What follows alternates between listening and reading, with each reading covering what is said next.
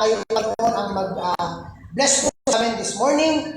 As we enter the worship Panginoon, nalagi po kami, kayo po ang mag-lead, guide, tagalin niyo po ang mga instructions sa aming baga. Maging focus namin sa inyo namin ng buong at walang kaya instruction. Salamat Panginoon. Araw na ito, first day na ito, kayo nyo ng mapuritan ng iba sa pangalan ng Jesus. Welcome everyone. Maraming salamat sa mga nandito. Again, Happy Lord's Day sa bawat isa. A few reminders bago tayo mag-move sa ating worship ay sa Sunday na. 31 ang ating special Sunday para sa ating mga nanay. Lahat ng mga nanay next Sunday, invite ko kayo. Huwag niyo i-miss ang ating special Sunday. Ano? So, by later this mag-send na lang po kami doon ng mga invitations. Kung meron kayong i-invite, send na sa kanila. Pero kung may i-invite po kayo, please notify us para alam namin ilan yung mga nanay at alam namin ilan i-expect, no? Kasi malay nyo, meron giveaway, tapos hindi nyo pinasabi, hindi nyo pinalista yung bisita nyo. Walang giveaway yung bisita nyo. No, sayang. Kaya, huwag mo kalimutan i-notify ang mga nanay na visit. Okay? One more thing. Lagi magdala po ng ating mga mask kasi nasa level 3 pa rin natin ngayon at meron pa rin danger ng ashfall, no? So please be warned na meron dapat lagi tayong mga mask, no? So lastly, alalahanin natin bago tayo pumasok sa ating worship. Kung meron kayong mga phones, i-buzz nyo lang, huwag nyo patayin. I-buzz nyo lang siya para hindi kayo mang-istorbo, hindi rin kayo may-istorbo. Kung may gagawin pa kayo, gawin nyo na ngayon. Kasi mamaya pagpasok natin sa worship, ay dapat wala nang gagalaw-galaw para hindi rin kayo maka-istorbo at hindi rin kayo ma-istorbo. Okay po ba? Okay po ba? Good morning! Okay po ba sa inyo? Kung okay, say yes. Sa pa nga? Yes? Yes, okay. So, sana mga ng lalabas-labas. Importante, during worship, tayo ay fully focused sa salita ng Diyos at hindi kung saan-saan. Sa ating magsisimula, hindi natin kakalimutan itong mahalagang parte na ito. Batiin ninyo ang lahat ng kasama natin ngayon ng Happy Lord's Day. Tingin niyo sa kabila. Go! Sabihin niyo Happy Lord's Day. Sa kabila naman, Happy Lord's Day. Sa likod, Happy Lord's Day. Batiin niyo, 1, 2, 3, go! Happy Lord's Day. Okay? Tayo magsitayo at tayo ay magbatian ngayong umaga. Welcome to CBC. At sana tayo ay maging masaya ngayon sa pag-worship. Tawagin ko si Father doon para i-lead tayo sa awit natin. Batiin niyo ang lahat ng Happy Lord's Day. At especially, kung may mayroon man siyang birthday, sabihin niyo Happy Birthday. Diba? Ganun. Okay, ba doon?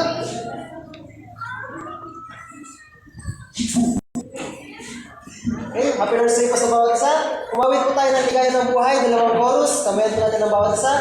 Ligaya ng buhay na si ligaya ng buhay.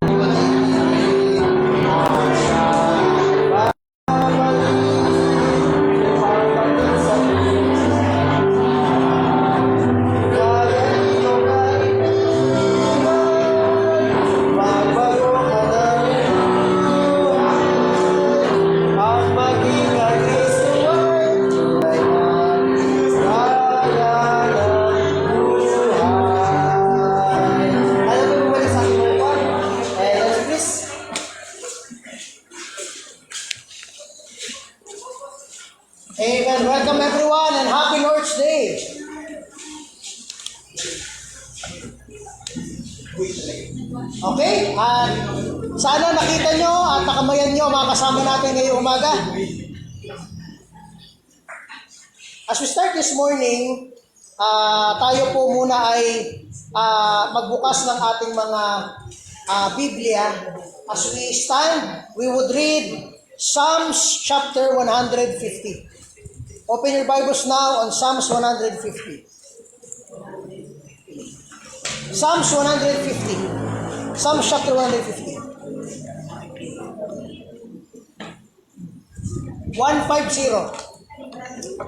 150. Let's all stand as we read the Word of God. On your Bibles, please, I suggest you to have your Bibles. Huwag tayo mag-depend dyan sa screen. Pag nag-brown out, wala kayong Bible. Okay, have your Bibles with you.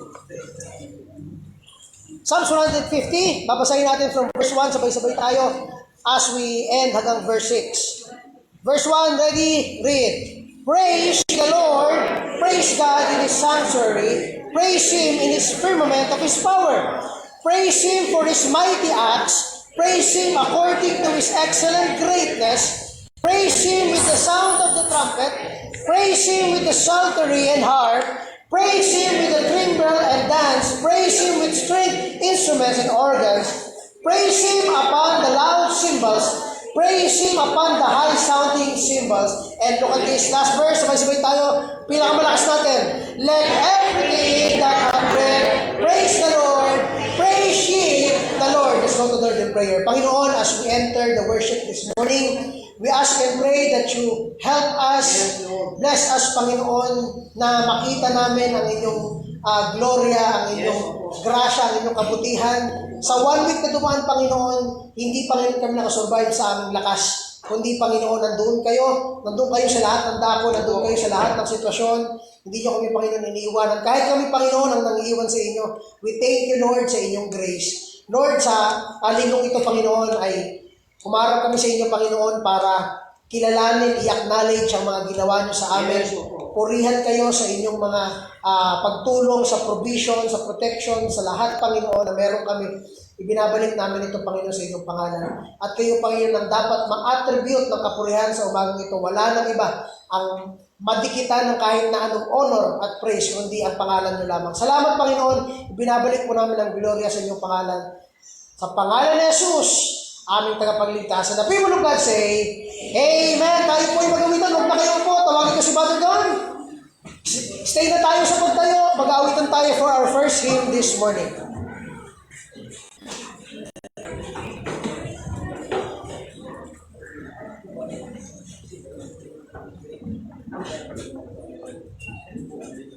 Magandang umaga po muli sa bawat isa. Magandang umaga po muli sa bawat isa. Sa ating pagsisimula ay awitin natin ang hymn number 499, Victory in Jesus. Awitin naman po natin from first hanggang third stanza. 499.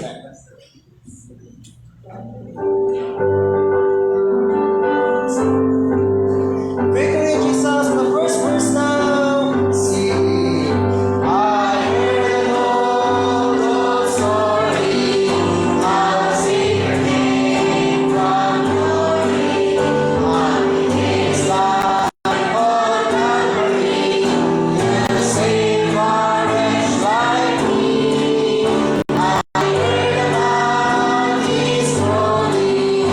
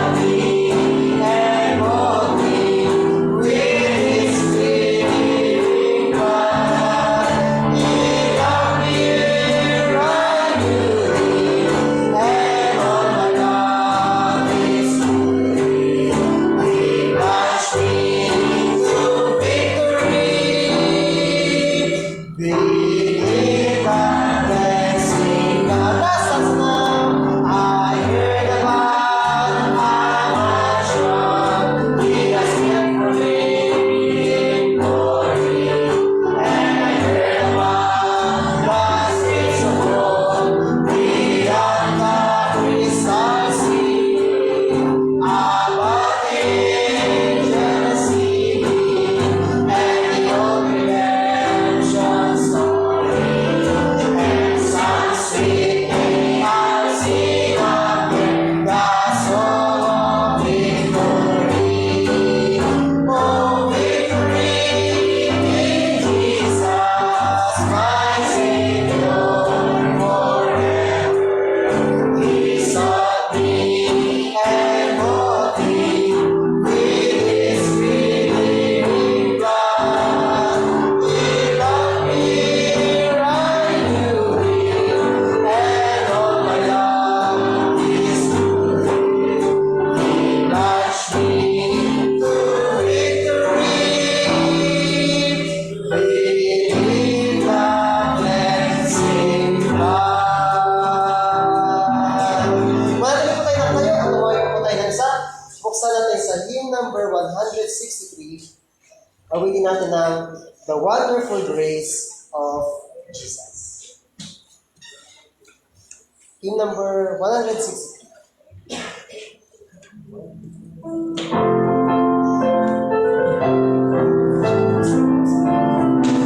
Awitin po natin from first hanggang third stanza. Wonderful Grace of Jesus. In the first verse now, sing. Wonderful grace of Jesus, greater than all I see. How shall I not describe it? Where shall His grace begin? Taking away my burden, setting my spirit free. For the wonderful grace of Jesus.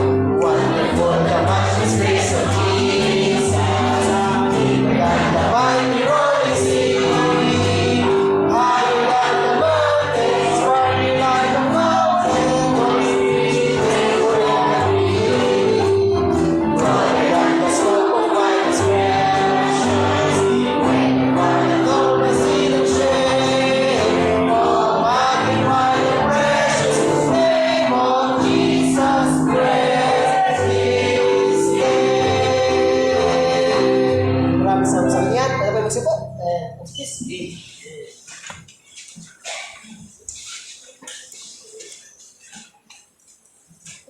Are you blessed? Mga kapatid, tanging ang grasya talaga ng Diyos ang nakapag-enable sa atin. Ano yung sabihin enable? Bakit ngayon may lakas ka pa? Buhay ka pa? Nandyan pa sa iyo ang pagkakataon para magbago kung nasaan ka man? It's all because sa grace nino ng Diyos.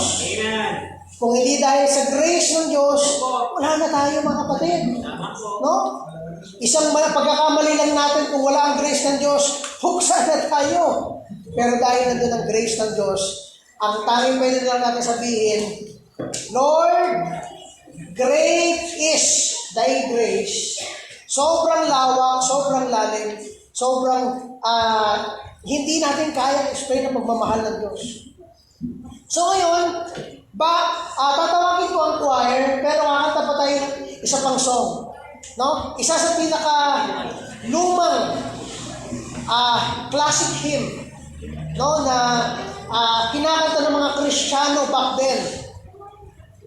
Ang sabi doon, kahit naggamitin natin ang dagat bilang tinta at ang langit ay doon natin iguhit ang pagmamahal ng Diyos sa atin, kukulangin pa rin yun para i-explain ang kabuuan ng pagmamahal ng Diyos. Tawagin ko ang choir at let's sing one more song. Buksan po natin dyan sa hymn number 111. Kantahin natin ang The Love of God. On hymn number 111, at tatawagin ko rin ang choir sa harap as we sing this one last song.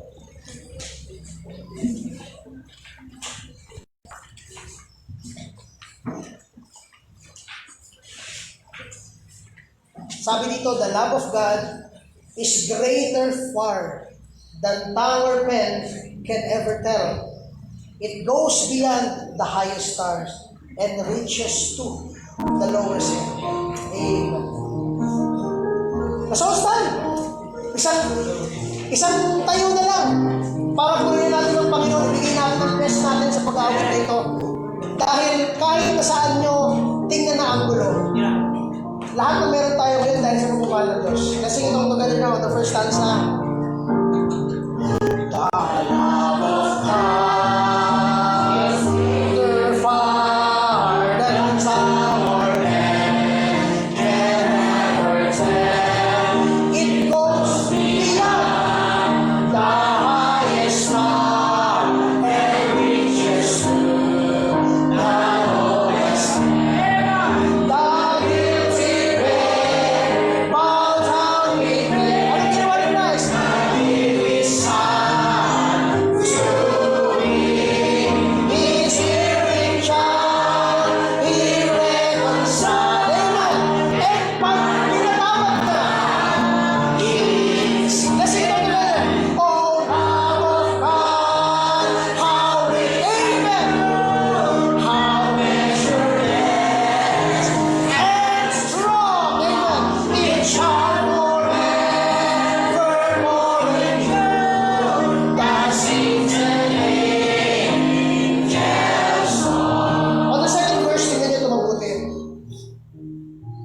Maalis man ang lahat ng kaharian sa buong mundo, wala mang manalangin sa Panginoon, talikuran man ang taong Panginoon, hindi pa rin mawawala ang pag-ibig ng Diyos para sa mga mananampalataya sa Kanya.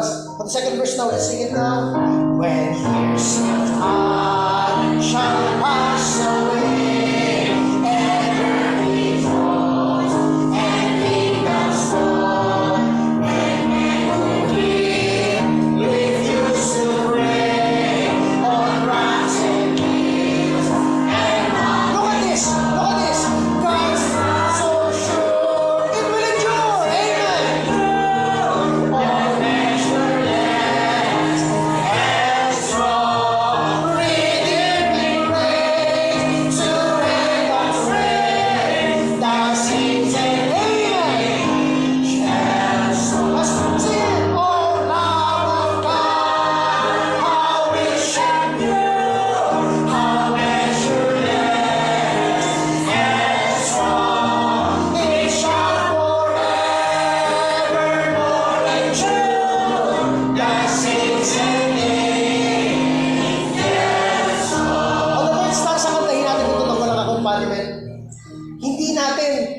Kahit gamitin nyo pa ang buong dagat, buong kalangitan para iguhit ang pagmamahal ng Diyos, kukulangin pa rin yan. It would drain the ocean dry. It will stretch from sky to sky. Let's sing it without accompaniment. Could we within the ocean fill, and where the skies of parchment made, where every star on earth and will, and every man has tried by faith. Hindi natin kaya. Soon ride the love of God above. It will drain the ocean. Amen. Chandra, nor could the straw contain the whole, though straight from sky to sky. Let's give it. All of God, how rich and pure, how measureless and strong. It shall forevermore endure. The saints and angels song. And the people of God say, Amen. Amen. Let's sit down. Glory to God. Ang pagmamahal niya hindi masusukat sa puso.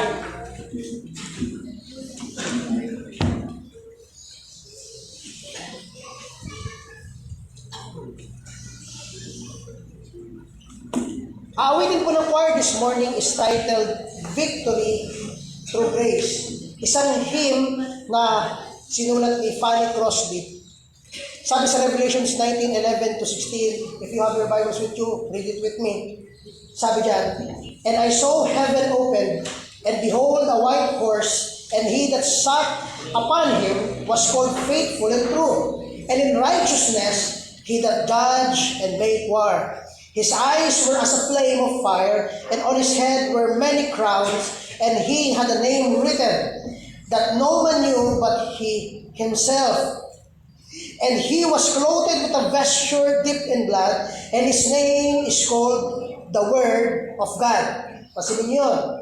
Yung nakabayo na to is named the Word of God. And the armies which were in heaven followed him upon white horses, clothed in fine linen, white and clean. And out of his mouth goeth a sharp sword, that with it he should smite the nation, and he shall rule them with a rod of iron, and he treadeth the winepress of the fierceness and wrath of the Almighty God. Bakit nakita niyo dito ang wrath? Bakit nakita niyo dito ang galit? Because sa panahon na ito sa Revelation chapter 19, bababa ang Panginoon para lipulin ang lahat ng kasamaan at masama sa mundo. Hindi na tayo kasama dito. At i-restore ng Diyos ang kanyang kaharian dito sa lupa. Ang kanyang napakagandang creation, ibabalik niya sa dati. Ibabalik niya sa default. At lilinisin ito ng Diyos at walang makakapalag sa kanya dahil siya ay pupunta hindi na para maawa, hindi na para magbigay ng grasya, hindi na para magbigay pa ng pag-asa, kung hindi para maghusga. At itong pinakahuling pagkakataon na ito is with fierceness and wrath of the Almighty God. Verse 16, and he had on his vesture and on his thigh a name written. Look at this. Ito ang Panginoon sa Kristo. He is not only a Savior, not only our friend, not only someone who gave us chance para tayo ay maligtas. Ang sabi sa kanya ng Bible, He is King of Kings. He is Lord of Lords. Hari na mga hari. Diyos, at hindi lang yun, Master ng mga Master. Mga kaibigan at mga kapatid, kung hanggang ngayon, Savior lang ang pagkakilala nyo sa Panginoon, dagdagan nyo. Hindi lang siya basta Savior, siya ang Diyos ng lahat. Sabi ng Biblia, ilalagay ang buong mundo sa kanyang paanan. Lahat ng mga nilikha ng Diyos, kabundukan, kalangitan, mga animal sa buong mundo, at kahit na anong nilikha ay luluhod sa paanan ng isang Diyos ng dakila. Mga kaibigan, mga kapatid, Ang sabi niya sa awitin namin, ito ang pangako sa atin. Ang dakilang Diyos nito, ito ang pangako niya. Sabi sa awitin, ang pagkapanalo not to the strong is the battle. Hindi sa malakas ang pagkapanalo sa labanan. Hindi rin sa mabilis ang pagkapanalo sa isang karera. Not to the strong is the battle, not to the swift is the race. Yet, to the true and the faithful, victory, ang pagkapanalo ay ipinangako saan? Victory is promised through. Saan? Through grace. Dahil hindi tayo naligtas sa sarili natin galing, hindi rin tayo makakalagpas sa ating mga problema sa galing natin, hindi rin tayo makakalagpas sa ating mga kasalanan na nagpapatumba sa atin dahil sa ating kakayanan. Kung hindi lahat ng yan kaya mong ipanalo sa pamamagitan ng grasya ng Diyos. Lumapit ka sa Kanya, dumikit ka sa Kanya, dahil sa Kanya mananalo tayo. For by grace are we saved, and we have victory over life, sin, and death. Bakit? Kasi ang ating sinasamba, ang Diyos natin, sabi ng Biblia, Christ will conquer all. Life, sin, and death, Christ will conquer. Pakinggan po natin ang awitin ng choir, Victory Through Grace.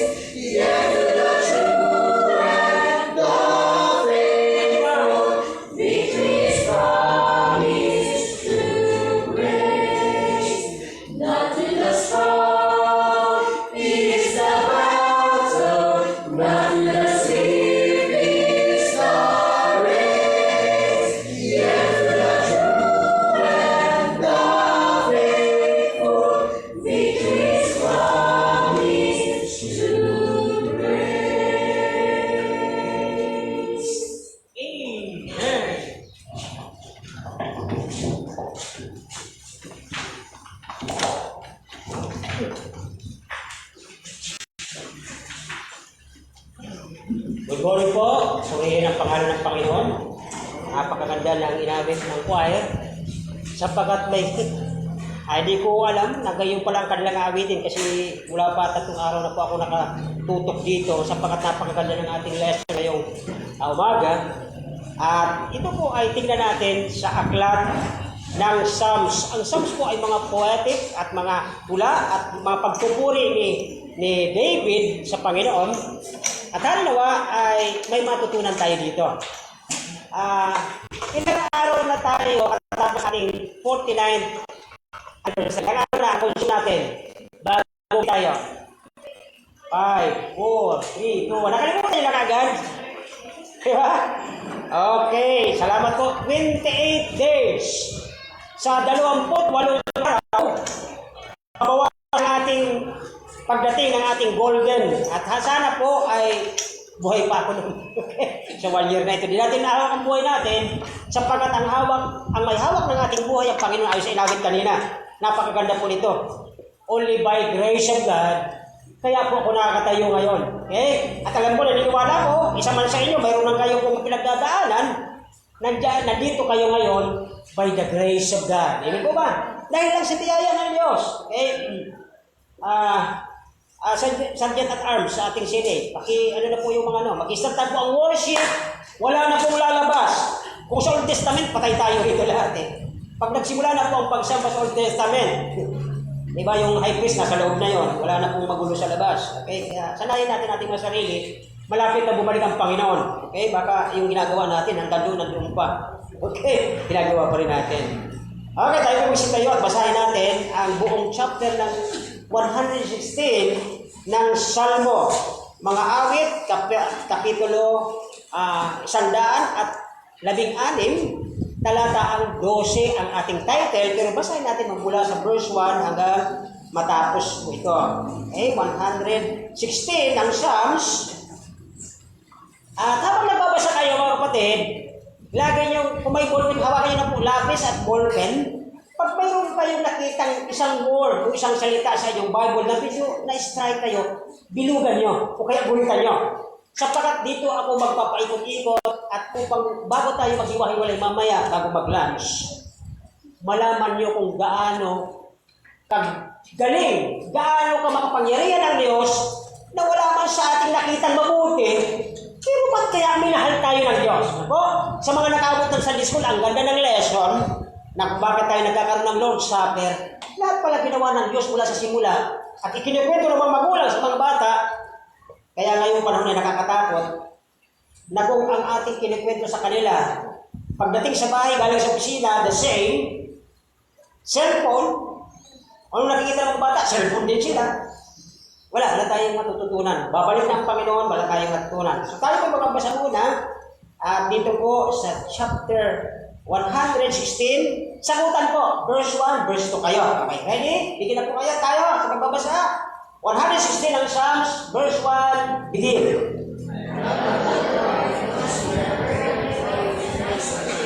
So, kaya niya mahal ang Panginoon dahil, di ba?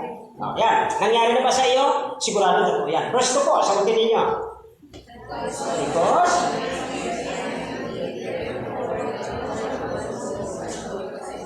kaya pala mahal ni David ang Panginoon. So therefore, ganoon din po siguro tayo. Sabi ng verse 1, kaya mahal natin ang Panginoon dahil, nandoon po, di ba? Bilugan nyo. Kaya mahal natin ang Panginoon dahil, yan, lagyan mo ng guhit. Para bago tayo magtapos sa pagbabasa, alam nyo na po ang nais ng Diyos sa araw na to. Verse 3. Verse 3. Lagyan nyo po ng underline ng mga word. Okay? Verse 3. And,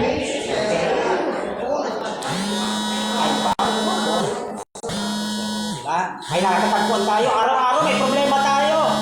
Ayan, nagsisignal yan. Nakikita yung problema natin dyan.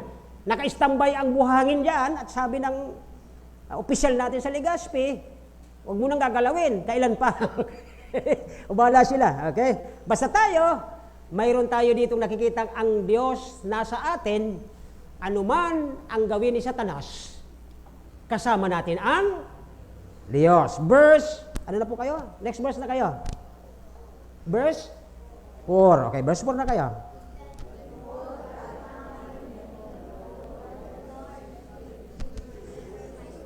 Wow! Lahat kaya tayo pag tumatawag sa Diyos, inaalis tayo sa kapahamakan? Bakit yung iba na natili? Bakit hindi natin sila kasama ngayon? You know why?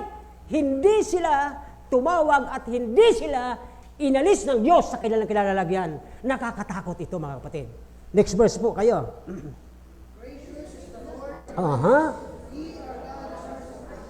Amen. Kung hindi lang sa mercy ng Panginoon, sa lahat ng ginagawa ko araw-araw na kamalian, matagal nang pinatay ang pastoryo rito. Pero dahil may biyaya ang Diyos, may awa siya. The same lahat tayo dito, mga kapatid, kinahabagan lang. Kinaawaan lang. Next verse po, kayo na.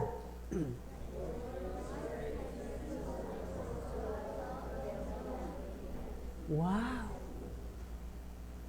Yung mga hindi mayayabang. Naniniwala ba kayo may Kristiyanong mayabang pa rin hanggang ngayon? Minsan, tinitingnan nila, iba kasi ang breed nila eh. Iba ang breed namin, ha? Bakit? Mga kapatid, pag-usipan natin mga kapatid, napakabuti lang ng Panginoon kung bakit kinakahabagan tayo. Next verse po, kayo. For the Lord. Amen. Tapos pagmamayabang mo, hindi kasi magaling kasi ako sa transaction, kaya nakuha namin to. Ha? Nagdahil ba sa iyo yan, kaya mayroon kang ganito? Grabe naman po yan eh. Pag-aralan natin ang sinasabi ni David, sino ba si David sa buhay ng Panginoon? Si David nagkasala din siya kay Bathsheba. At itong time na to, nasa 116, medyo nakaka-recover na siya nang dahil sa biyaya at habag ng Diyos. Next verse na po kayo.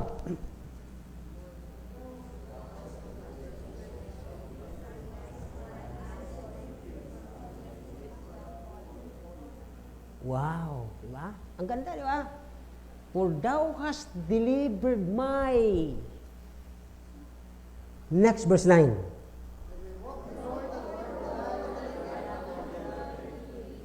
Ganda naman dito ng resolution na ginawa, di ba?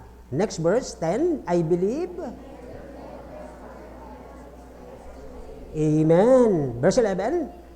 I say. Amen. Wow. Naniniwala ba kayo rito? Totoo ito eh. Sino nagsalita nito? Yung pinakamalapit sa puso ng Diyos. Lahat daw, kasama daw siya. Kasama ako. Di ko alam kung gusto niyo sumama dito. Pero yun po ang katotohanan. Tayo'y kinahabagan, kinaawaan lamang. Okay, next verse po. Okay na.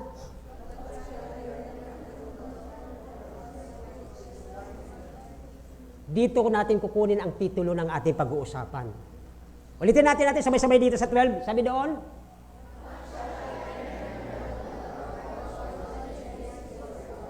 Young people, kung may ballpen kayo sa inyong mga Bible, guhitan nyo to. Ano ang aking isusukli sa aking Panginoon na ako ay nandito sa level ng pag-aaral na to? Hindi ako natukso doon sa pag-aaral sa baba. Ang daming nanggugulo pero nakaabot ako ng pag-aaral na ganito. Malapit na ako matapos. Salamat sa Diyos. Lagyan nyo ng underline. Next verse, sino na verse 13? Verse 13, sino na po? Thy cup of salvation.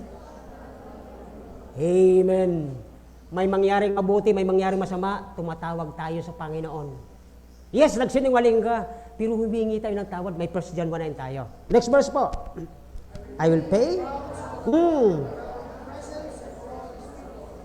Ang ganda ng Tagalog nito, mga kapatid. Oh, yung people, tingnan niyo itong Tagalog nito, ha. Sabi ni David, nagkasala ako, Panginoon. Nangako ako, Panginoon eh. Kahit ako nagkasala, tutuparin ko. Pero karamihan kung bakit lumalayo sa Panginoon, ayaw niyang tumupad sa kanyang sinabi. Ang aking panata sa Panginoon. Next verse na po tayo. 15.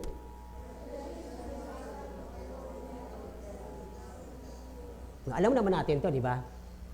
Bakit hindi masama sa tingin? Kasi napakahalaga mo sa mata ng Diyos.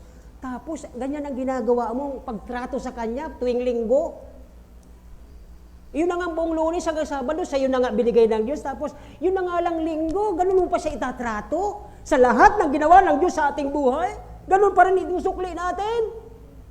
Next verse po tayo, mga kapatid. Next verse.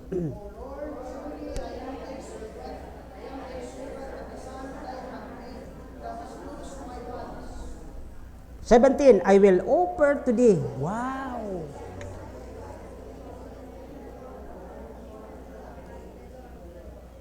Ito, word for word nandiyan. Pero hindi ko na ito didiinan. Napakasimple lang naman eh. Sabi sa Tagalog, ako'y mag-aalay sa iyo ng handog, pasasalamat sa tatawag sa pangalan ng Panginoon. Mga kapatid, lagpas na po tayo sa 49th year. Magpi-50 years tayo, hindi kailangan ng Panginoon ng pera. Ano ang ihahandog natin sa Panginoon? Sabay-sabay nga tayo. Ano ang ihahandog ko sa iyo, Panginoon? O, sabay-sabay, ready, go! Ano ang ihahandog ko sa iyo, Panginoon? Hindi kailangan ng Panginoon pera. Ano ang kailangan ng Panginoon? Okay, mamaya makikita natin yan. Next verse na po. Sino susunod? 18. How and preserve of all His people. Sariling tao ng Diyos, ha? Hindi po kasama yung unsaved. Kaya kung may unsaved tayong kamag-anak hanggang ngayon na hindi pa nila kilala, please, ipag-pray na natin sila. Habang nagpipray kayo, ipakita nyo kung anong Kristong pinamumuhay nyo, hindi yung ugali ang makita sa atin na masama.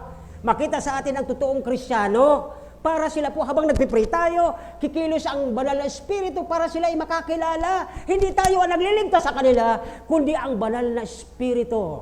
Next verse po tayo. Word of the Lord. Praise ye the Lord.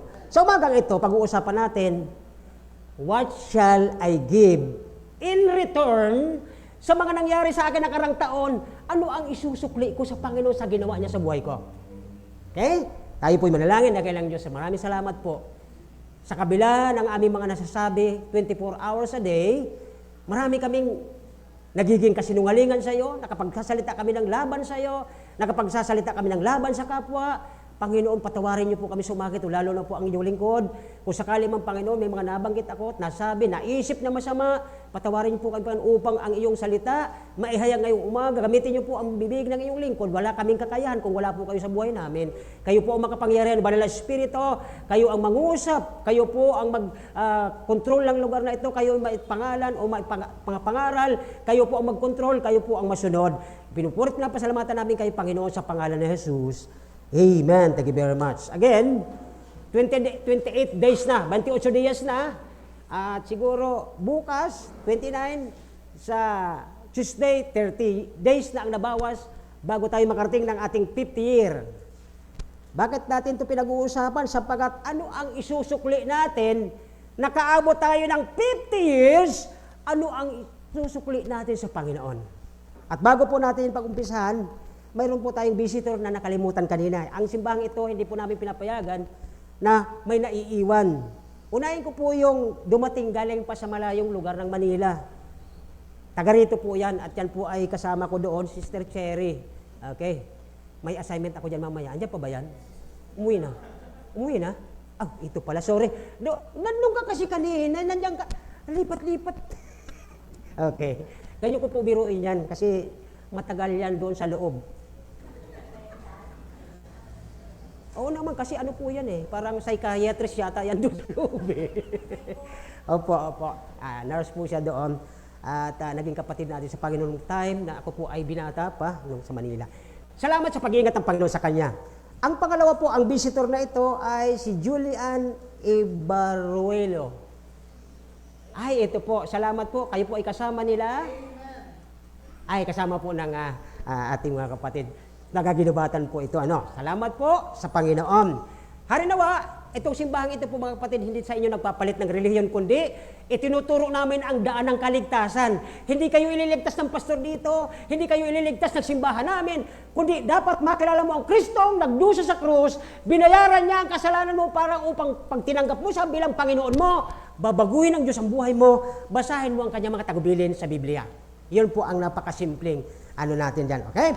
So balik na po tayo sa ating pag-uusapan ngayong umaga. Ibalik niyo po doon sa ating mga team, sa ating tech, ang verse 12. Doon natin kukunin ito. Sino po dito mga madalas nang narinig itong lesson na ito? Maliban sa akin. Okay, dalawa. At least narinig na po ito ng madalas po itong ginagamit.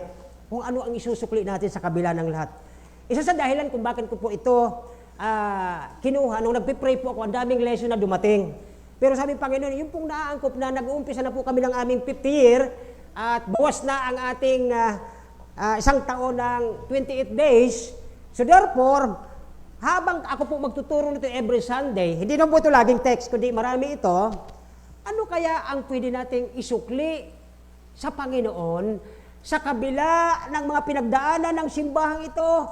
Mayroon tayo mga kapatid na nakabalik na, mayroon kapatid tayo nagbumula sa Manila, na dito tumutulong. Ano ba ang isusukli natin sa Panginoon? Panginoon, ano ang kaya naming isukli sa iyo? Hindi natin kayang suklian ang ginawa ng Panginoon, tandaan nyo yan. Pero ito po ang sabi ng verse, ano ang maibibigay ko sa Panginoon sa pagdating ng 50 years na ito, ng simbahang ito? Lord, ano ang kaya kong ambag, itulong para lalo pang maging masaya ang katawan mo sa lugar ng kamalig? Yun po ang punto dito natin mga kapatid. Kaya dito ay unang papansin natin ang word na render. Sa wikang English po ay ang nakalagay doon ay render. Ayan po. Ano ba ibig sabihin ng render? Okay. Tinignan po namin ito sa mga ibang mga text, mga dictionary. Ang ibig sabihin, okay, number 1, to give in return. Ito pong render na word na yan, ang ibig sabihin daw ay to give in return. Bigyan mo siya sa kabila ng ginawa niya sa iyo. Okay po? Sino po ditong naligtas way back 1980s? Ako na lang. 1980 kami naligtas. 1, 2. Okay, dalawa kami. So, iba siguro mas ahead pa sa amin, mas nauna pa. So, nung nakilala namin ang Panginoon sa Kristo, na ginawa niya ang lahat, nagdusa siya, dinurog sa doon, di siya makilala. Dahil nais niya na ang sino mang maniwala sa ginawa ni Kristo ay maligtas. Isa po ako sa nagtiwala sa Panginoon. Hindi pala ako ang dapat ipako sa krus, ako dapat durugin yan, ako dapat mapunta ng impyerno, pero dahil sa pagmamahal mo, ikaw ay nagdusa para mabayaran ang kasalanan ko. Kaya sabi ng Biblia, wala nang paghuhusga sa mga nakay Kristo na. Ang tanong ko sa inyo ngayong umaga, nakay Kristo na po ba kayo? Naniwala na po ba kayo kay Kristo? Purihin ang Diyos. Ang nakikita niyong kaguluhan sa mundong ito, yan po ay ang gilamang kung sa malakas na ulan. Yan po ay parang paripo lang. Yan yung maliit na ulan. Di pa po yung pinaka-main na ulan, sapagkat sabi ng Biblia, ang daming sign, ang daming sound, ang daming shout na darating. Pero mga kapatid, nauna po yung mga sign ng Biblia. Matthew 24 nagsasabi na may kaguluhan, nagigera, naglalahat, tataas ang bilihin, at magkakaroon ng pagbaba ng mga dollars o anumang pera, at magtatayo ang mga peace keeping forces, kung ano pa man, at darating na po yung tinatawag na isang taong mag-rule sa buong mundo. Okay? Kaya nga po yung nung 1980s kapanahonan namin ay darating daw ang panahon na magpipila ang tao. Totoo, nangyayari na yan po. Sa mahilig tayo magpela. Po, pagkakukuha tayo ng pera sa mga machine, nakapila tayo. So, nangyayari na ang lahat. That is the sign. So, dito, anong relasyon po niyan mga kapatid sa atin? Ang binanggit nating render na word sa wikang Ingles ng verse 12 ay ito'y benepisyo o kaya to give acknowledgement, bigyan natin ng acknowledgement and dependence doon sa gumawa sa buhay natin. Pagkatapos tayong iligtas, pagkatapos tayong baguhin ang buhay, pagkatapos tayong hindi na tayo nadaan ng impyerno, pagkatapos malaman natin na ang nakay Kristo na ay wala na pong katatakutan, ano ngayon ang isusukli natin sa Diyos na ginawa ang lahat para maligtas tayo? So yun po ang punto natin ngayong umaga. Kaya dito po, at least mayroon tayong tatlong bagay na titingnan dito po sa from verse 1 to 8. Tingnan natin ang unang rason. Okay? The first reason, bakit ni David sinabing, ano ang isusukli ko sa iyo, Panginoon? Nung ako'y bata pa nagbabantay ng tupa, yung tupa ko kinakagat ng leon, sa kamay ko lang natalo ko ang leon. Kinakain ng lobo ng uso ang aking pinabantay ng tupa, kamay lang, wala akong armas, natalo ko dahil kasama kita, Panginoon. Pero nung si David nagkasala, siya po ang Panginoon na hindi na siya sinamahan doon. Bakit po? Nagkaroon si David doon ng pagsisya sa sarili niya, Panginoon, kung ako'y nagkakasala, kahit ako'y manalangin, hindi mo ako papakinggan. Sinabi niya yun po sa buong Psalms. Kung inyo pong aaralin ang buong Psalms. May mga time na, Panginoon, parang hindi ka nakikinig sa akin. Pero tingnan niyo po ang verse 1, okay? Iisa-isahin ko po ito, bago malang maubos ang 2 oras, abot tayo ng alauna. Grabe naman pala nga dito. 2 oras no? Yan po, no? What shall I give in return to the Lord? Okay? Sabi niya dyan sa verse 1. Pakilabas na po ang verse 1, isa-isay natin. The reason, number 1, because David said po. Ang rason ni David, number 1, verse 1, basahin natin. Verse 1. Anong rason ni David? Anong kanyang reason? Dahil wala ditong pwedeng magmayabang kahit ako. Wala akong pwedeng iyabang sa inyo na kaiba ako dahil ako'y pastor. Oh, my friend, no. Lahat tayo rito ay makasalanang nilinis lang ng banal na dugo ni Kristo. Kaya tayo nakakatawag sa Panginoon. Lahat tayo ay condemned sa kasalanan. Lahat tayo dapat ihuhulog sa dagat-dagat ang apoy ng impyerno. Pero dahil sa biyaya ng Diyos, nandoon po si Kristo namatay para sa atin. Hindi sa mabuting gawa natin, hindi sa matalino ka, kundi ang Diyos na habag.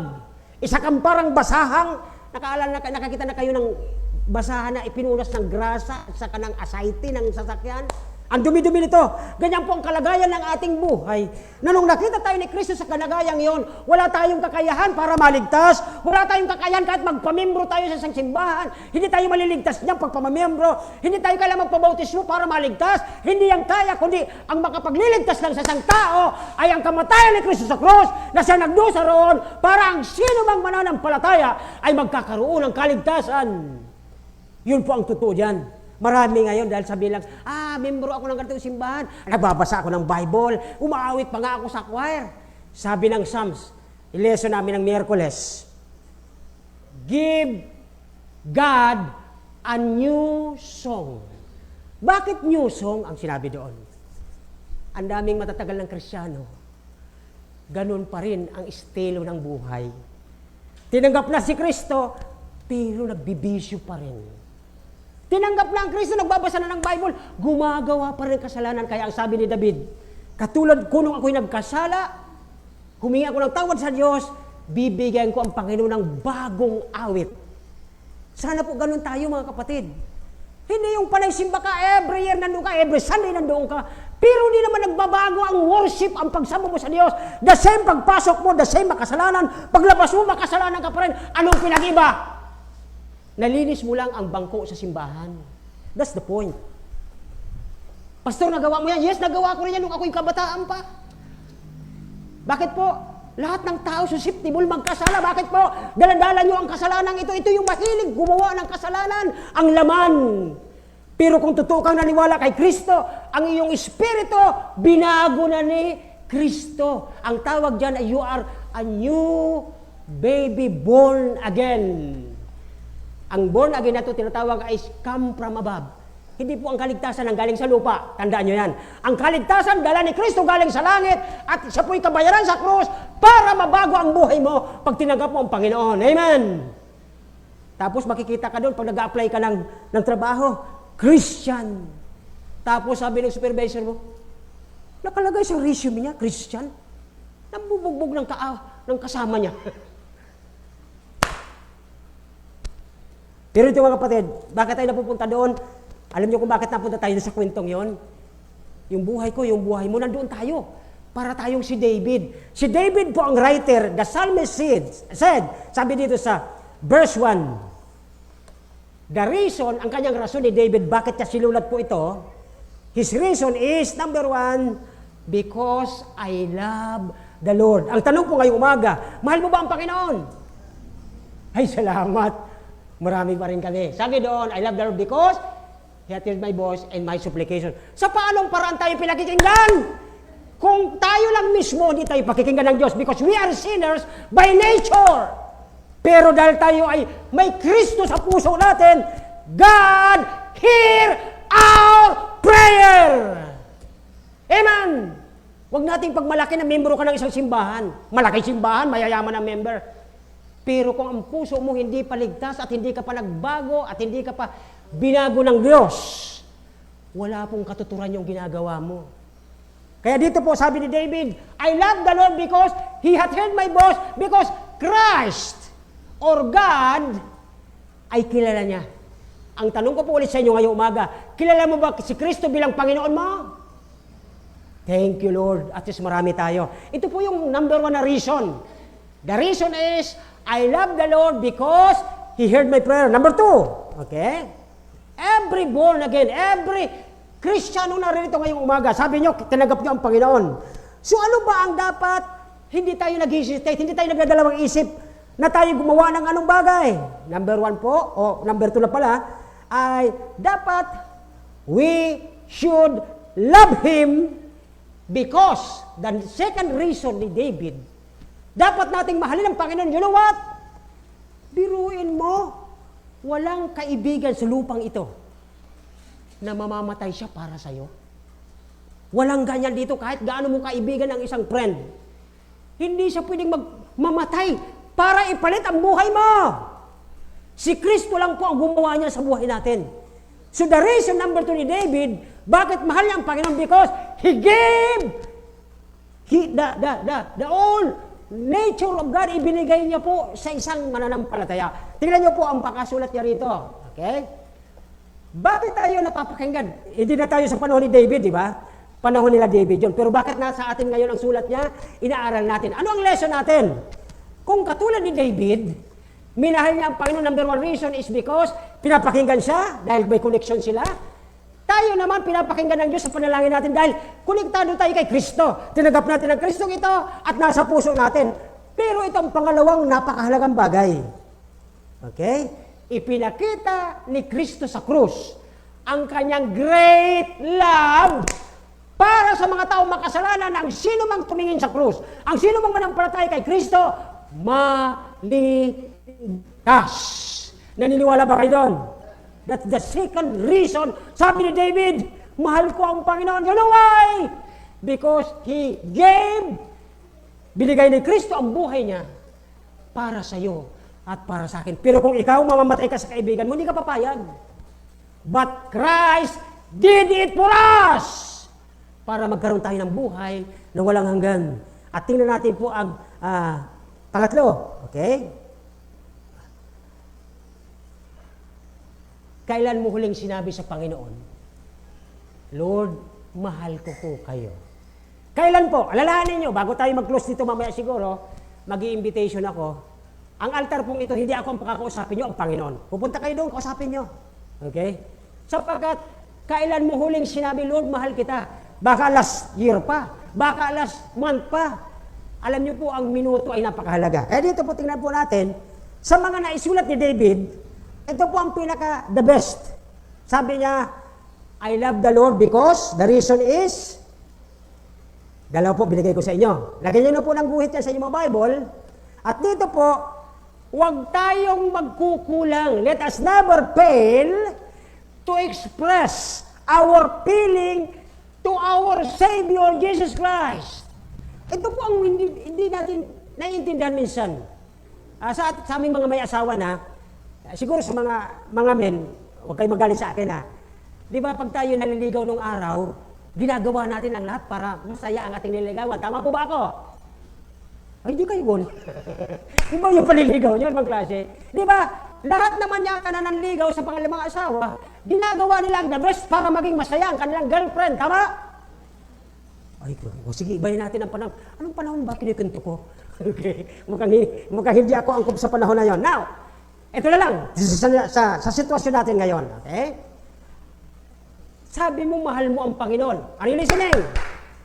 Mga young people, makinig kayo. Sabi mo, mahal mo ang Panginoon. Eh, bakit pag Sunday? Wag na, baka magalit kayo eh. Di ba? Sabi nyo, mahal mo ang Panginoon. 2 oras lang, nauwi ka na. Pero mahal ko ang Panginoon, Pastor! Okay, walang problema, di ba? Eh sabi mo, mahal mo eh. Pero ganun ginagawa. Ganun mo siya itinatrato. Amen po ba? Hello? Ayan pinag-uusapan natin. Ito. I love the Lord because that is the reason why David write the 116. Tama ba? 116 ang Psalms. Mahal niya ang Diyos dahil pinakikinggan siya dahil may connection siya. Pangalawa, ano sabi ko kanina? Ipinakita ng Diyos ang kanyang sobrang pagmamahal kay David. Alam nyo? Naalala nyo nung si David po hinahanting ni Saul? Di ba? Ang daming kasamang tauhan ni Saul, may mga pana yun. At tapos pumasok doon sa kuweba, wala. pinigil ang kaisipan ng hari na hindi siya nagpa-inspect muna sa loob bago sila pumasok. Di ba, Brother Javier, di ba? Kayo sa inyong trabaho, pag may isang budiga ng mga bakal, di muna kayo napasok, di ba? Oh, tama ako eh. Ito po, galing po kasi ito sa isang malaking kumpanya. Kasi pag pumasok ka dun basta-basta, sigurado ang radiation, di mo alam. Tama ba ako, sir? Radiation, di ba? Kasi lalo't bakal. Ano po? Carbon. O, yun, di ba? So ngayon mga kapatid, ano pa ang relasyon nito doon sa sinulat ni David sa atin? Diba? Kaya mga kapatid, ang ating buhay, pag sinabi mo ang Panginoon, mahal mo, kahit ano pang bagay dyan, ano po, hindi ka dapat magkakaroon ng failure na suklian kung ano ang ginawa ng Panginoon sa buhay mo. Kung paano nga siya, hindi siya nagdalawang isip na kunin ang pagpasan mo ng krus sa krus, dapat ikaw papako doon. Kinuha ni Kristo yun, hindi siya nagdalawang isip eh. Yun po ang katotohanan dito na pag sinabi natin mahal natin ang Panginoon, hindi ka magdadalawang isip na gawin na siya ay matuwa, malugod sa ginagawa mo bilang mahal mo siya. Okay? So isa-isa na natin mga kapatid para baka maubusan ako ng oras. Napakabilis ng minuto. Okay? Tingnan mo natin ang verse 1 to 4. Okay, buksan niyo yung mga Bible, verse 1 to 4, ano po nakalagay? Okay, isa-isa natin. Ang unang rason ni David, the reason why he loved the Lord, because, una, he hear his prayer, sinasagot niya ito from verse 1. Mga kapatid, ano po, bawat time, masaya ka man malungkot, nais ng Diyos, marinig ang nais mo sa Kanyang sabihin. Tama ba? Halimbawa, naging maganda ang buhay mo this week, pero nakalimutan mo ang Diyos eh. Matagal ang Diyos naghihintay. Ano ba ang dapat mong sabihin sa Kanya? Magsukli ka, Lord, salamat sa buong linggo. Nakasurvive kami. Di ba? Sana ganun malang sabi ng Panginoon, ay, ang bait naman ang anak ko. O, sino yung mga tatay at nanay dito? Di ba pag mga ang anak natin, Papa, sorry po. Ay, ang bait naman ang anak ko. Nagsuri siya. Ay, thank you po. Yung simpleng thank you na yon, natutuwa ka nun. Lalo na siguro ang Panginoon natin. Pag sinabi mong mahal mo siya, ginagawa mong best para sa Kanya. Tama po ba? Tingnan po natin ang verse na ito. Verse 3 na po tayo. Verse 2 muna. Sabi ng verse 2, okay? Because He hath inclined my ear unto me. Pag sinabi incline, sa Tagalog po, okay? Inilalapit yata, di ba? Ini-incline, itinututok. Sa daming kaguluhan sa Pilipinas, tuldok lang tayo. Paano maririnig ng Diyos ang panalangin? Makapangyarihan pa ng Diyos. No. Ang sinasabi ni David, He is inclining His ear to you because you are special to Him. Namatay nga siya para sa iyo eh. Tapos hindi ka special. Oh my friend. Nakakaano sa Panginoon yun eh. Next, tingnan niyo po, sabi niya John, He hears and answers my prayer sa verse 1 to 4. Naalala ko tuloy yung isang text sa Jeremiah 33:3. Alam niyo yun, di ba? Call unto me and I will. Kasi konektado ka sa Panginoon. Sino pong nakarating na ng EDSA? Di ba nakasulat doon? If my people shall call my name and humble themselves. Ano pang susunod? Di ba? Kung magpakumbaba sana sila, ang Diyos ay pagagalingin ang bansa. Kaya lang, napakarami. Ayoko na. Baka madugtungan pa eh. Ang dami ngayon ang yayabang. Pero kung magpakumbaba sana sila, God will heal our land. Kaya lang wala eh. Pataasan. Yun na lang po magagawa natin. God or the Lord hear our prayer. Verse 5 na muna. 4 na muna. Dahil natin ang verse 4. Kasi kawawa naman din natin daanan. Verse 4. Then, call upon the name of the Lord. Okay? Anong ginagawa niya pag tumatawag tayo? Lord, may problema ako. Nakakatakot ito. Pag hindi ito nasolusyonan, delikado ang family ko. Anong ginagawa niya? Verse 4. Pakilabas po ng ating mga text. Sabi diyan, Oh Lord, I beseech thee. Ano sabi? He deliver your problem. Inaayos na. Pero alam niyo, sinasukli natin. Thank you, Lord. Balik tayo sa dati. Para bang Hindi ko alam kung paano nyo i-explain sa mga kikwentuhan ninyo. Karamihan ng mga tao, pagkatapos gumawa ang Diyos ng paraan. Katulad ng Israelita kanina, kung sino mga nakaabot ng Sunday School, ang ganda ng Sunday School. Kung ako lang hindi pastor, mananatili na lang ako mag-aatin ng Sunday School, ang sarap eh. Ang daming education na matututunan kayo. Okay? So dito po ay, paano natin ang Diyos sinusuklian, pinasasalamatan, bibigyan ng kaukulang kaligayahan sa ginalawa niya sa buhay natin. Verse 5. Okay, verse 5 na po tayo. Kasi, ito lang mga kapatid. Okay, ulitin ko po Sino kanina nagsabing mahal niyo ang Panginoon? Ay sa ako. Okay, huwag na kayo magtaas ng pangkamay. Di ba? O ito, makinig tayo. Di ba? Pag mahal mo, lagi mong binibigyan? Tama ba ako? Kahit yung bata, pag paborito mo yung bata, anak, halika. Dudukot ka eh. Kasi mahal mo, bibigyan mo. Tama? Uy, galit na sila. Di ba? Pag mahal mo, gagawan mo ng paraan. Matutuwa siya kasi mahal mo siya gagawa ka ng paraan. Ito po ang counter dito. Kung sabi mo mahal mo ang Panginoon, dapat gumagawa ka ng lahat para natutuwa siya. Amen! Hindi ang nangyayari. Bahala na yan si pastor, siya naman tinawag dyan. Mga kapatid, ang katawan ganito. Ako po nagre-represent kasi wala ang Panginoon ngayon, hindi pa siya pwedeng mag-preach ngayon kasi mamamatay tayo sa kanyang sikay na glory. Ako ang representative ulo. Baka kayo yung kamay, baka ikaw yung daliri, kasi magbibilang ng pera. Di ba? Baka ikaw yung paa kasi makakalakad ng church. Pinagsama-sama kahapon nung nag-uusap kami ng mga men. Natutuwa naman ako sa kanilang insight. Sabi nila, di ba pastor, sabi mo kasi, kanya-kanya tayong lugar, tinawag tayo dito, nagkita-kita tayo dito. For what reason? For the glory of God. Masama man mangyari sa akin, mabuti sa iyo, pinagsasama tayo para magkaroon tayo ng harmony, para magbigay tayong kapurihan sa Diyos na nagbigay sa atin, naglagay sa atin sa lugar na to. Amen? Hindi yung para bang yung makasarili. Okay? Hindi tayo mapupunta ng langit kung sa ating kakayahan lamang sa ating sarili. Kundi si Kristo po ang magdadala sa atin sa pamagitan ng kamatayan sa krus.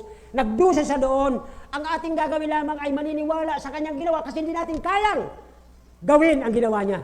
Okay? So yun po ang ating kaligtasan kay Kristo. Kaya dito po, isa pa pang papasin natin sa verse 5 na po tayo. Okay? Na kapag mahal mo, gagawa ka ng paraan. May isa pa ito, di ba sa mga nanliligaw, o yung mga may girlfriend niya, kababata niyo pa, nag-aaral pa kayo, may girlfriend na kayo.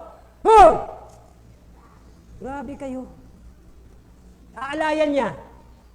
Ito para sa iyo, bigay ko. O yung mahal naman ito.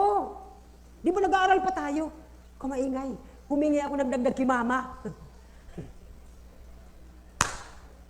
Young men huwag kayong gagawa ng ganyan.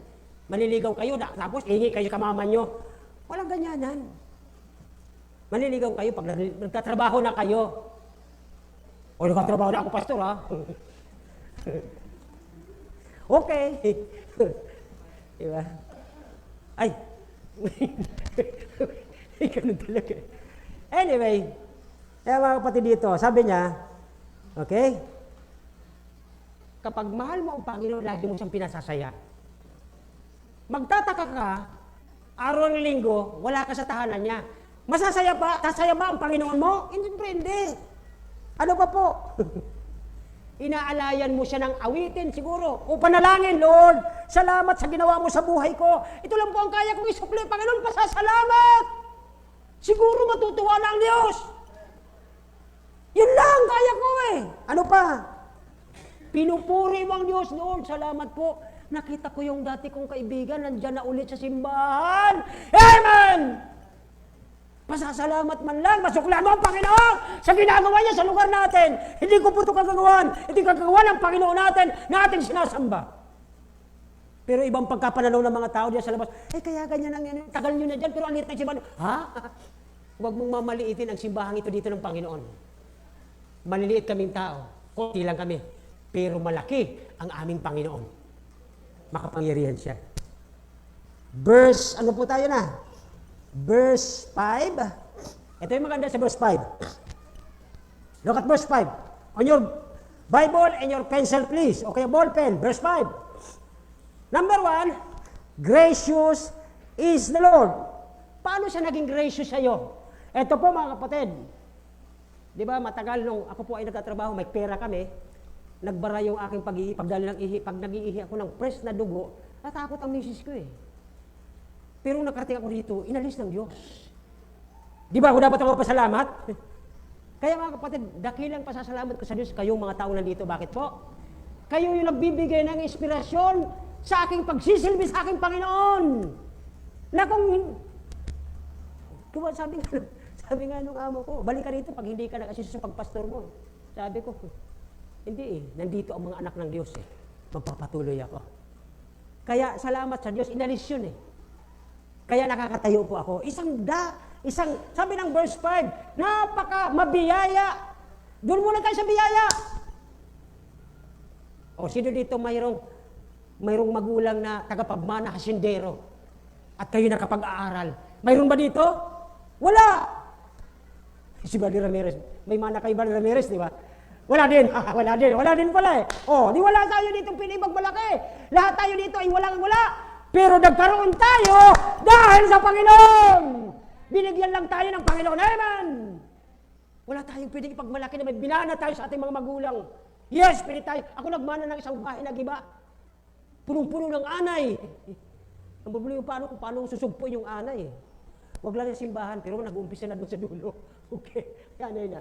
Okay, mabiyaya siya. Pangalawa, ano po yung word na matuwid? Salamat sa Diyos.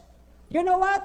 Dahil sa kanyang matuwid na justice at salita, tayo rin ay nagiging matuwid sa ating kapwa. Amen!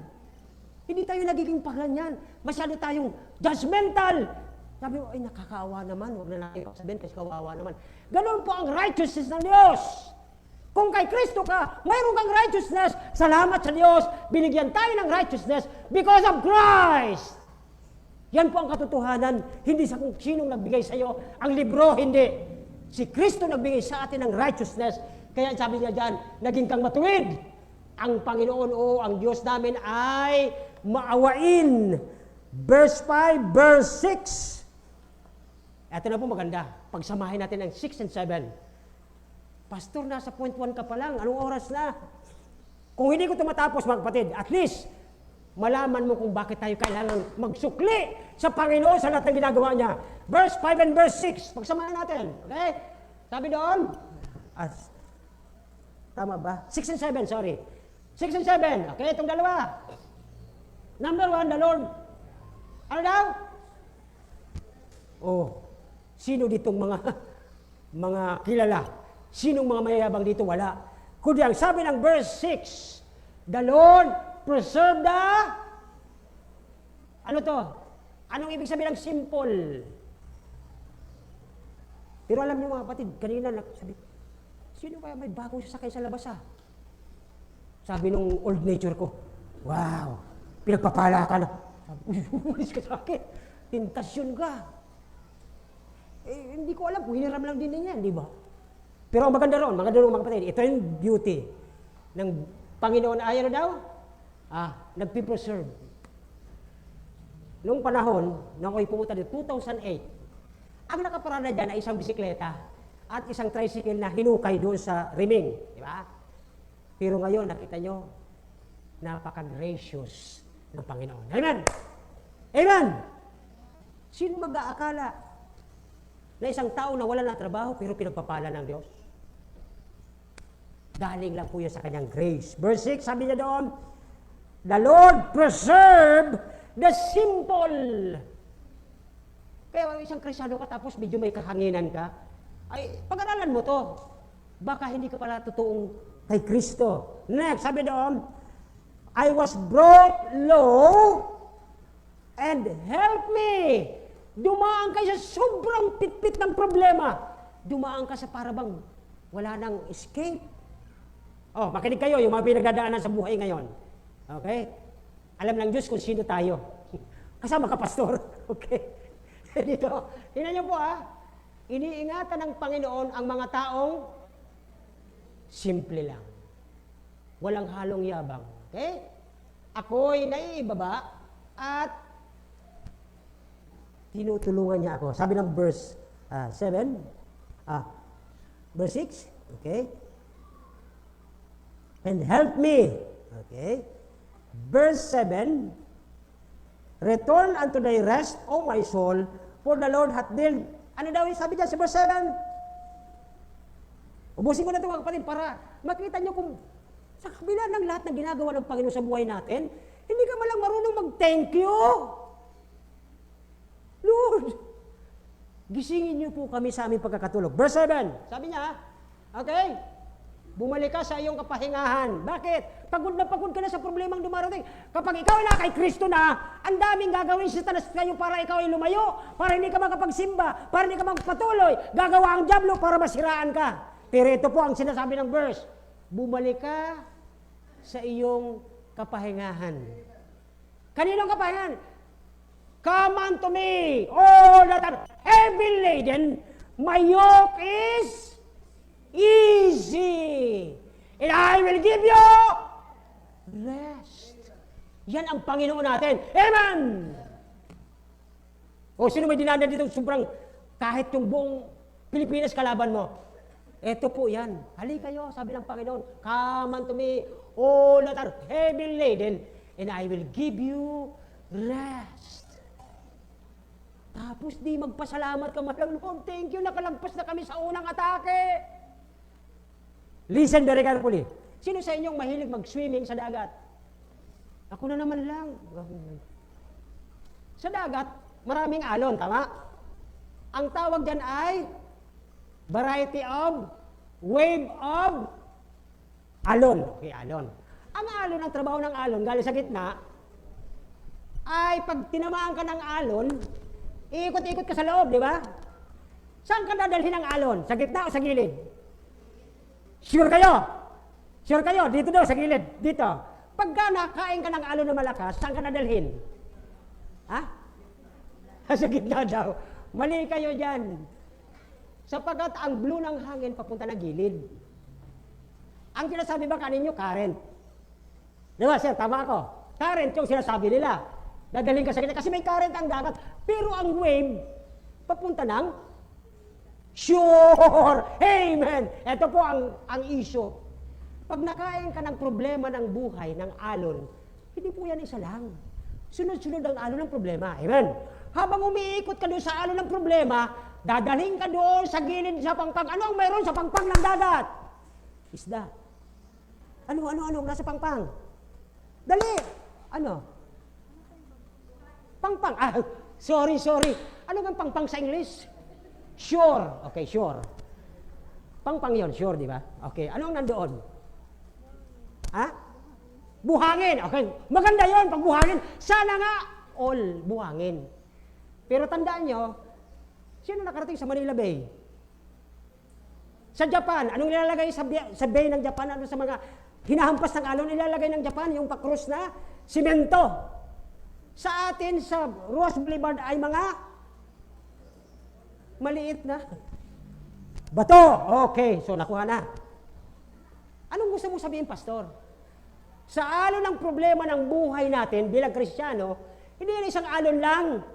Sunod-sunod yan at habang umiikot ka sa problemang ito, kapag ka hindi ka nagkaroon ng blessing ng Diyos na ikaw ay mahawakan para mailigtas, dadalhin ka ng problema ng alon doon sa pangpang na nandoon ang malalaking bato at dudurugin ka doon ng umiikot na alon. Tama?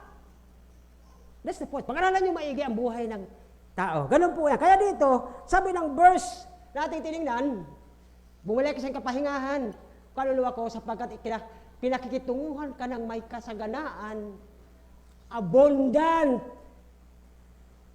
Totoo yan mga kapatid. Ang isang totoong Kristiyano kahit kaano siya kayaman, abundantly sinusuplayan siya, pinoprotektahan siya, pinoprovide siya.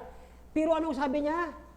Sabi ni David, bumalik ka sa kapahingahan, sa tiwala sa Panginoon. Sapagkat nasa Kanya ang yoke, napakadali ng Kanyang pasanin. Amen! Ganun po ang katotohanan dyan. Kaya dito po, verse, ano na tayo? Verse 8. Verse 8, tingnan po ninyo. Ano ang ginagawa ng Diyos pagkatapos ng problema ng alon sa buhay ng Kristyano? Verse 8. Ano po ang ginagawa ng Panginoon? Verse 8. Okay? For thou hast, ang daming klase ang death. Separation, yung prodigal son, tanungin ko kayo, ano ang namatay sa prodigal at sa kanyang tatay? Ano ang nawala? Yung? Hindi po yung relasyon ha, mag-ama pa rin yun. Yung kanilang fellowship. Namatay yun eh. Kaya sino ang unang nagkukumahog na, sana bumalik na? Sino ang nag-una noon? Yung prodigal? Hindi! Ang unang naghahanap ay ang Diyos! Sapagkat alam ng Diyos na hindi niya kayang bumalik. Sapagkat ang Diyos lang magre-rebound sa atin. Hindi tayo. Sino ka na mayabang magre-rebound sa sarili mo? Oh my friend, oh. Hindi mo kaya yan. Kaya dito po, sabi niya, for thou hast delivered my soul from death, mine eyes from tears. Yung luha. Sana, Panginoon, nagkamali ako ng desisyon. Inaalis ng Diyos doon ang mata mo para ikaw ay may kapahingahan. At sabi niya, and my feet from falling. Napakaganda nito mga kapatid sapagkat ang mga verses na ito, siguro masabi natin 1 Peter 5:7, ano nga ba yun? Yes, di ba? Tiwala mo sa Diyos. Kaya niya yan. Okay? Because, sabi ng verse 8, because He delivered feet, yung ating pa, mula sa pagkakahulog. Ibig sabihin, sabi ng Philippians 4:13, I can do all things through Christ. Now, you know the reason why David said, I love the Lord? Kaya niyo pa magsabihin ng Panginoon, Lord, mahal po kayo. Pero isa-isahin niyo po itong ginagawa ng Diyos sa buhay natin. Para hindi niyo makalimutan, Lord, thank you. Wala man akong maisukli, wala man akong maibigay sa'yo, wala man akong maihandog sa'yo, Panginoon, ngayong umaga. But my pure heart, if there is iniquity in my heart, the Lord will not hear me. Next, number 2 na tayo. Kasi wala na tayong oras. Okay. Oo nga, wala na nga. Number 2 na. Verse 9-13. Okay. Ano po ngayon ang resolution? Kanina nagkaroon siya ng rason. Sabi niya, I will love the Lord. Magandang rason naman ni David. Now, ano ngayon ang resolution ni David? Nung nakita niya, Lord, ang ganda ng ginagawa mo sa buhay ko. Kahit ako'y matigas ang ulo, nagkakasala, nagkakamali. Ito ngayon nag-resolve siya. Sabi niya, Panginoon, ito ang gagawin ko. Verse 9-13. Sabi niya sa verse 9. Verse 9 na po tayo. Okay? Verse 9, I will. Uy, mabigat-bigat na to. Paano tayo lalakad sa Panginoon, mga kapatid? Paano tayo lalakad sa Panginoon? Ganito ba? Kunyari Bible, ganito ba tayo maglakad sa Panginoon? Marang lang kakilala. Ganito ba tayo maglakad para sa Panginoon? Look at verse 9. Ang resolution ni David, ang kanyang ginawang, sabi niya sa verse 9, I will. Yung kalooban ko, hindi yung napipilitan ka lang, kaya ka nagsimba eh. Amen ba, mga people? Ganyan din ako nung ako'y bata. Gigisingin ako ng nanay ko, may hawak na ng bayabas eh. Ay, siyempre, gising agad. Hilamos agad. Sunday school po kami, mama. Ay, pag inabot ka nung sanga ng bayabas, yun talaga nilito, ganito kalaki. Pag ginapa mo, laki. Ngayon, pagka hindi mo ginising, galit pa eh. O, walang titingin sa akin. Wala nang ganyanan. Nahalata ko sinong late eh. O, huwag kayo magagalit sa akin. Nagkukwentuhan lang tayo. Okay? Eh sabi niyo, mahal niyo ang Panginoon. Amen! Patunayan natin. Amen mo ba? Sayang naman yung lesson sa school. Ang sarap-sarap. Kung busog na busog, kayo hindi. Amen mo ba? O wala tayong pinag-uusapan dito, mag-aaway tayo, no? Magkakapatid tayo sa Panginoon. Sabi na, I will walk. Lalakad ako ng tama sa harapan ng Panginoon ko. Sumama ka ba sa hindi sa akin? Pagpipray ko siya para makasama ko siya. Amen po ba? Oh, next, sabi doon. Ito kasing Land of the Living medyo nagkamali kami ng type dyan. Pag sinabing Land of the Living sa langit yan, dito po Land of the Dead dito. Tama, mali. Lupa ito ng mga patay. Tayo lang mga asin dito at ilaw. Huwag niyo sabihin lahat ito ay buhay. Kukunti ang buhay dito, tayo lang yon. Ang lahat na nakikita nyo naglalakad, mga sumbiyan. Nag-i-innovate nga ng sumbi, mabibilis na daw. Ayos talaga. Next, verse 10. Ito po mga kapatid, I believe therefore have I spoken, I was greatly affected. Kaya dito mga kapatid, sabi ng psalmist sa verse 10. Okay? Kung paano tinapos ng Panginoon ang kanyang mission sa lupa, ayaw na rin sanang umalis ng langit eh. Parang tayo ba, pag araw ng linggo, ano yung ang sarap manood ng mga telenovela, ano yung ang sarap magkaraoke, ano yung ang sarap maglaba pag Sunday. Siguro gulo din ang Panginoon eh. Ba't ako pupunta sa mga taga-kamalig na yan, mga makasalanan yan eh. Ang sarap ng buhay ko rito sa langit, inaawitan ako, ba't ako pupunta dyan? Siguro parehas lang naman tayo ng rason. Kung si Kristo ay katulad ng ating kaisipan, amen po ba? Mga kapatid, tandaan natin po ito, sabi ng verse 10. Ako yung niwala, diba?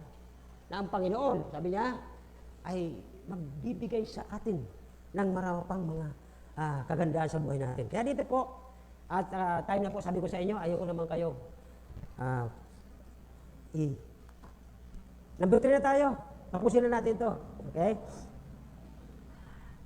And by the way, bago tayo mag-verse 14, mayroon pa po isa sa 13. Pakilabas ang 13, sabi doon, I will take the cup of salvation and call upon the name of the Lord. Ano po ibig sabihin nito? Diba? Alalahanin mo, katulad ka ng Sunday School, alalahanin mo yung cup of salvation, diba? Nung si Kristo po nagpipray, are you listening? Nung si Kristo po malapit ng hulihin, nandoon siya sa Garden of Gethsemane. Anong ginagawa niya doon? Ano yung nakita niya sa cup? Ang kanyang pagdaranasing pagdurusa. Kung ating titingnan po itong aking itataas sa sarong kaligtasan at tatawag sa pangalan ng Panginoon, sino sa inyo ngayon nagdurusa sa pangalan ng Panginoon? Wala. Wala naman eh. And why hindi nyo madala ang cup na ito, ang saro ito ng kaligtasan, para ipakilala na Kristong kaligtasan ay kilala ko, sana makilala mo rin, lalo't kamag-anak kita.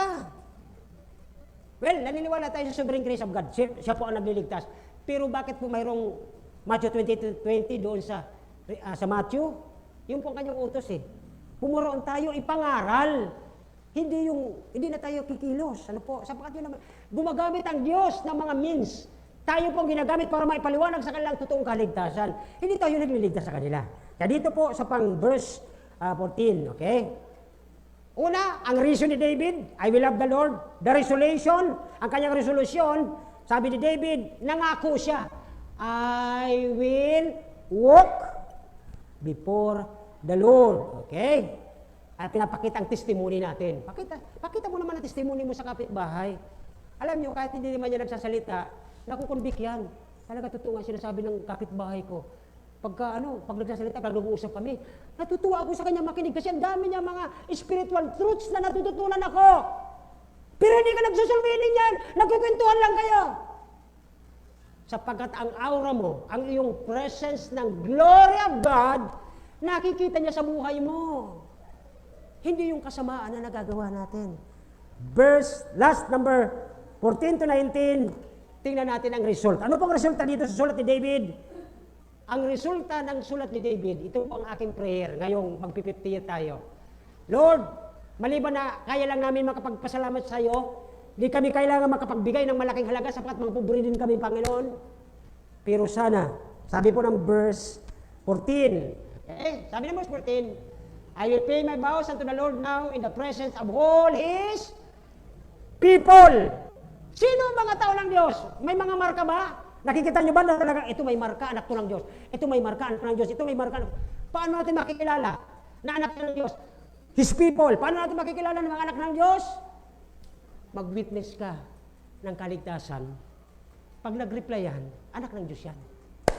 Tama? Kwentuhan mo yung kapitbahay mo, yung kaya yung mga in-laws natin. Kasi mga kapatid, di mo kaya pagagalitan.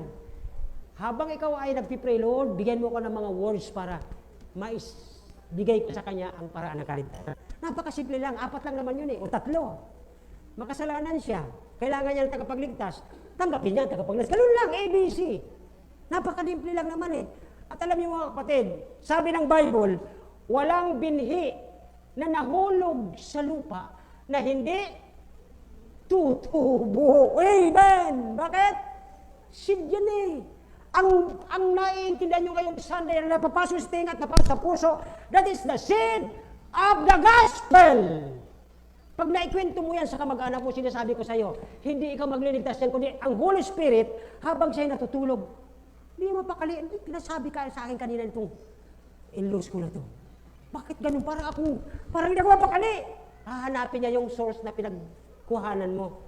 Nakita ko, Bible yung pinuha niya eh. Babalikan niya yon at doon siya i-guide ng Holy Spirit, bubuhayin siya spiritually kasi patay pa siya eh. Magiging siyang His people dahil ang sabi ng verse na ating binasa, okay? In the presence of His people, precious, di ba? Sabi doon sa verse na ito. Dito po, ititingnan natin ito. Ang good news na gospel na ating dala sa Kanya, maliban na sabi ni David, I will pay my vows unto the Lord. Sa atin po, sa panahon natin, aking tutuparin ang aking pangako sa Panginoon na tinanggap ko siya, naligtas ako. Lord, gamitin mo ako sa aking kamag-anak para sila makakilala din. Po. At dito po ay sabi natin, sasabihin natin sa Kanya, maybe Lord, ano po ang maisusukli ko sa iyo sa kaligtasang aking natanggap? Mahal ko ang tatay ko, mahal ko ang nanay ko. Kailangan nila makakilala sa iyo. Kaya dito po ang panghuli sa verse na ito ng verse 14, okay?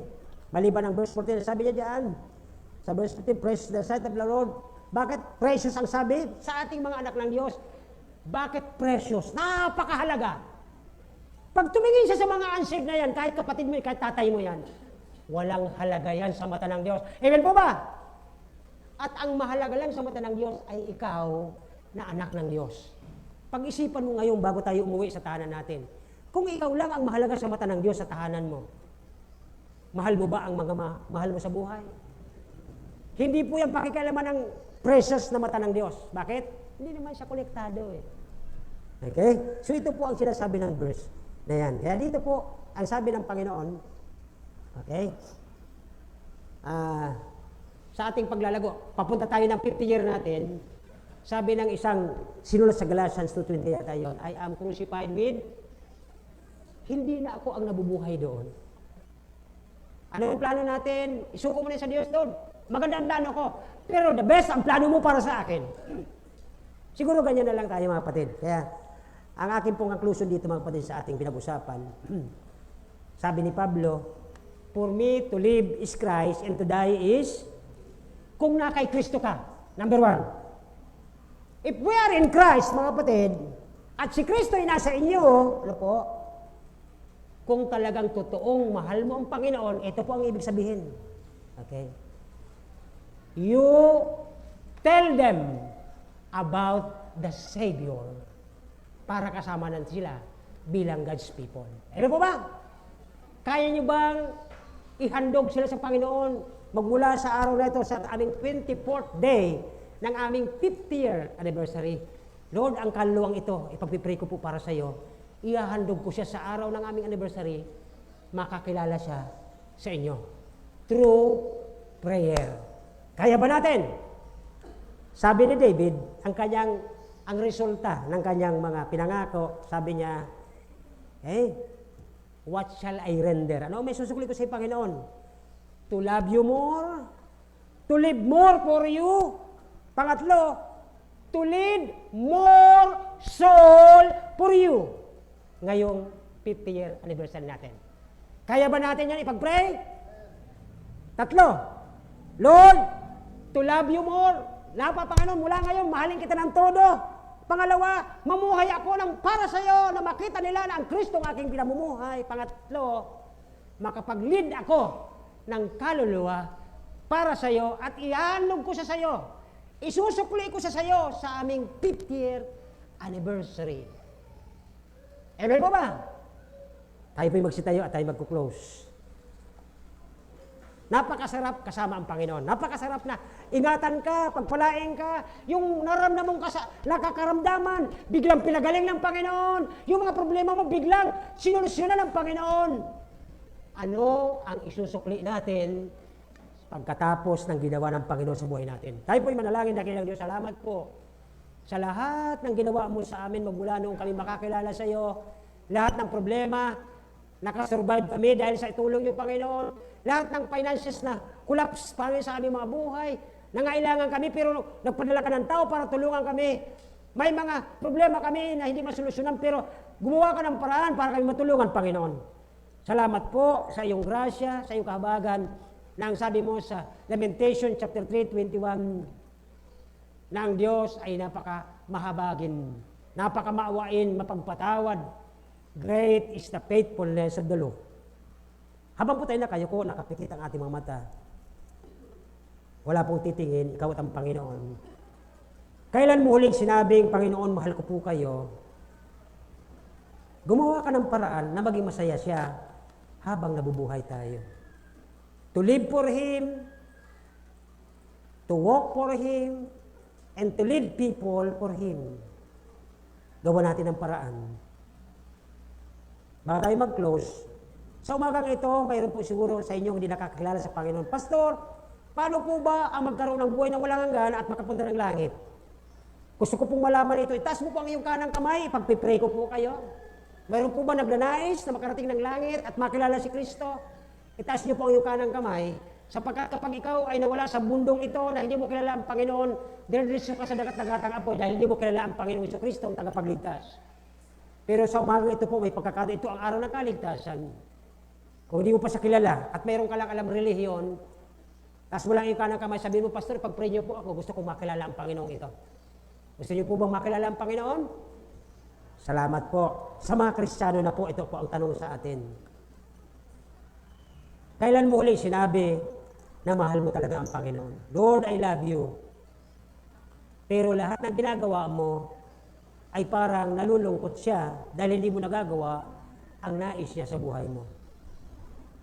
Siguro ngayong panahon po, pwede tayo mag-pray. Sabihin mo, Panginoon, gusto kong lumakad ng naayon sa gusto mo. Gusto ko pong mamuhay. I want to live for you, Panginoon, para ang mga tao sa aking trabaho, sa aking kapitbahay makita ang Kristong aking pinamumuhay.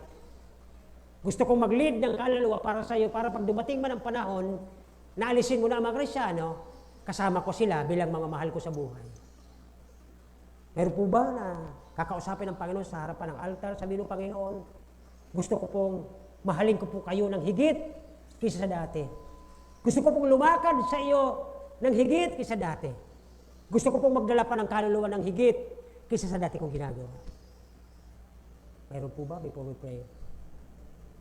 O mayroon po ba sa inyong nagnanais na, Pastor, gusto ko mong maibalik yung dating sigla ng pagsasamba, pagpupuri dito.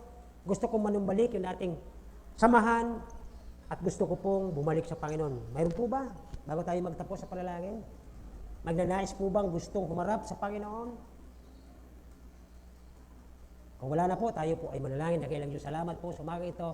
Salamat po sa nakadakilang mensahe para sa akin at sa aking mga kapatid na mas lalo ka naming ipamuhay, mas lalo kaming lumakad ng higit sa buhay namin ngayon na makita mo ang aming desisyon, ang aming desire na mapasaya kayo lagi at makapag-lead pa kami ng mga kaluluwa, lalo sa mga mahal namin sa buhay dahil isang araw darating ka, baka hindi namin sila maisama, Panginoon, dahil hindi nila nakakakilala, di kayo nakilala nila. Lord, bigyan niyo kami ng tapang, paano sila pagbigyan ang kaligtasan, ng ituturo namin ang daan ng kaligtasan, na ikaw po ang daan, ang katotohanan, pati ang buhay. Maraming salamat po, Panginoon, sa umaga ito. Ito po ay aming hiling sa pangalan ni Jesus. Amen. Amen.